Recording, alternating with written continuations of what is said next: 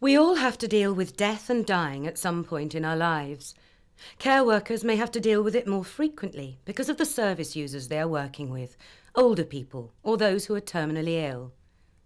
The subject of death often creates a lot of fear in people generally, but maybe more so for some care workers who know they will have to deal with death at work.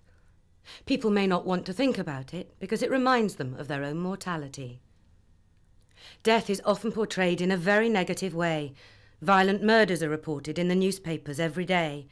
Painful deaths are described in documentaries. But it has to be pointed out that many deaths are peaceful and the dying person is surrounded by people they love. Some people, because of their religious beliefs, are looking forward to life after death. This video will help care workers to think about death, dying and bereavement and relate that to how they may perform in their work role if they have to support a dying service user or a bereaved person. There may be many different circumstances in which a care worker has to deal with a death, either at work or in their personal life. The death of a service user, colleague, family member, friend, or a service user may experience a bereavement. Consequently, in the work environment, a care worker may be required to offer practical and emotional support to different people who have been bereaved. Other service users, a service user's family, colleagues. This video will consider how a care worker can help a service user prepare for death, deal with a death, support people who've been bereaved. One of the main objectives of this video is to help you think about death. It's not something that everyone feels comfortable with, depending on how you've been brought up. Some families are very open about death and encourage the expression of feelings. Other people may have been told to put on a brave face and keep emotions hidden. Consideration must also be given to cultural and religious differences and beliefs.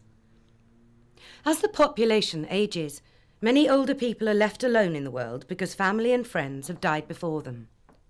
If a service user does not have anyone to help them face death, then it's important that care staff fulfill the role of being there for the dying person.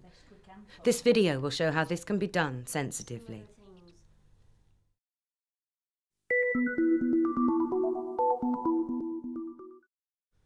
Everyone's life experiences are different. Some people have never been to a funeral until they're well into their adult life. Others may have gone to a relative's funeral at a very early age.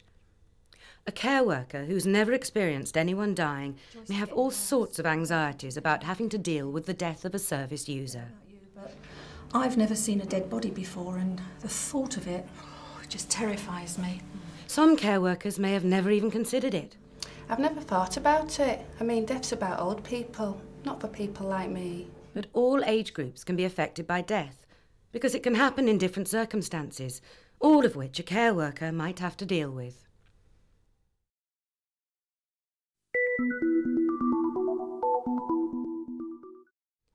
You can never predict with certainty how someone is going to react to a situation until it happens, and everyone handles situations differently. Therefore, it is important to understand how someone may react to the news of a death, but not to expect everyone to experience the stages of bereavement through a logical progression. Common reactions to death are shock, disbelief, numbness.